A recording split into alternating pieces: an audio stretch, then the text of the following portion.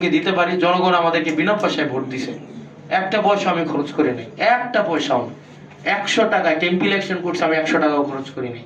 তো সুতরাং আমার দায়বদ্ধতা হচ্ছে দেবিদ্বারের মানুষের কাছে, যে ভোট দিছে তার কাছে, যে ভোট দেয় নাই তার কাছেও। এবং আমি আমার সর্বোচ্চটা দিয়ে, আমি শতভাগ দিয়ে, আমি সব নাগরিকের জন্য একটা নাগরিক বান্ধব দেবিদ্বার গড়ে তোলার জন্য আমি চেষ্টা করব।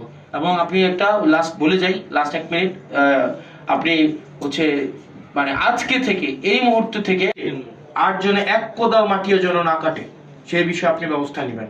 টোটাল 5টা পয়েন্টে মাটি কাটা হয়, এই 5টা পয়েন্টের একটা পয়েন্টে যেন আজকে থেকে, গতকাল সাহস করে নাই, আজকে থেকে যেন 1 কোদাল মাটিও যেন না কাটে এবং না কাটা হয়।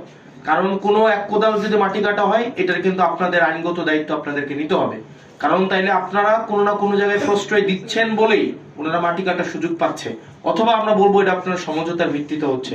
কারণ ইতিমধ্যেই যেহেতু একটা অভিযোগ আসছে যে এখানে থানা পুলিশ জড়িত, থানা পুলিশকে ম্যানেজ করে হচ্ছে এখানে মাটিটা কাটা হয়, এবং মাটি কাটার আগেই তাদেরকে হচ্ছে আগে থেকে সচেতন করা হয় যে আমরা এই সময় থেকে এই সময় মাটি কাটবো।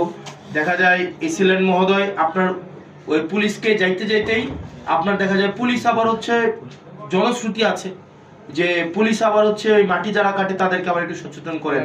এবার আপনি 1 লাখ টাকা 2 লাখ টাকা যে জরিমানা করেন, এটা তারা ইনভেস্টমেন্ট হিসেবে ধরে নেয়।